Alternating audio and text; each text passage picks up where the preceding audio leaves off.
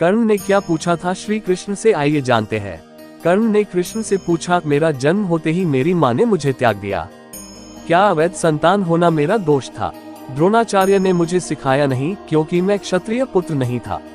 परशुराम जी ने मुझे सिखाया तो सही, परंतु श्राप दे दिया कि जिस वक्त मुझे उस विद्या की सर्वाधिक आवश्यकता होगी मुझे उसका स्मरण नहीं होगा, क्योंकि उनके अनुसार मैं क्षत्रिय नहीं था। केवल संयोगवश एक गाय को मेरा बाण लगा और उसके स्वामी ने मुझे श्राप दिया, जबकि मेरा कोई दोष नहीं था। द्रौपदी स्वयंवर में मेरा अपमान किया गया। माता कुंती ने मुझे आखिर में मेरा जन्म रहस्य बताया भी तो अपने अन्य बेटों को बचाने के लिए। जो भी मुझे प्राप्त हुआ है दुर्योधन से ही हुआ है, तो अगर मैं उसकी तरफ से लड़ूं तो मैं गलत कहाँ हूँ?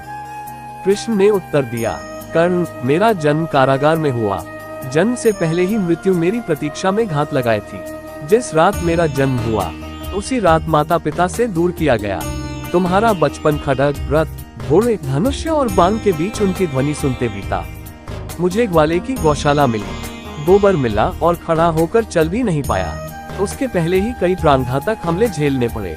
कोई सेना नहीं, कोई शिक्षा नहीं, लोगों से ताने ही मिले कि उनकी समस्याओं का कारण मैं हूँ। तुम्हारे गुरु जब तुम्हारे शौर्य की तारीफ कर रहे थे, मुझे उस उम्र में कोई शिक्षा भी नहीं मिली थी।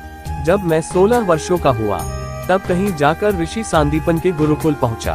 तुम अपनी पसंद की कन्या से विवाह कर सके, लेकिन जिस कन्या से मैंने प्रेम किया वो मुझे नहीं मिली। मेरे पूरे समाज को यमुना के किनारे से हटाकर एक दूर समुद्र के किनारे बसाना पड़ा, उन्हें जरासंध से बचाने के लिए।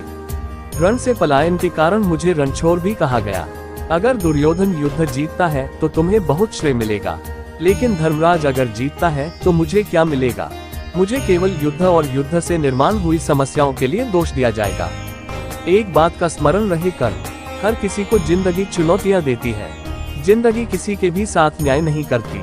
दुर्योधन ने अन्याय का सामना किया है तो युधिष्ठिर ने भी अन्याय भोगता है, लेकिन सत्य धर्म क्या है ये तुम जानते हो।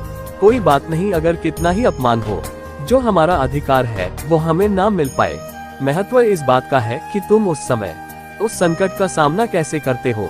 इसीलिए हे कर्ण, जिंदगी न्याय नहीं करती, इसका मतलब यह नहीं होता कि तुम्हें अधर्म के पथ पर चलने की अनुमति है।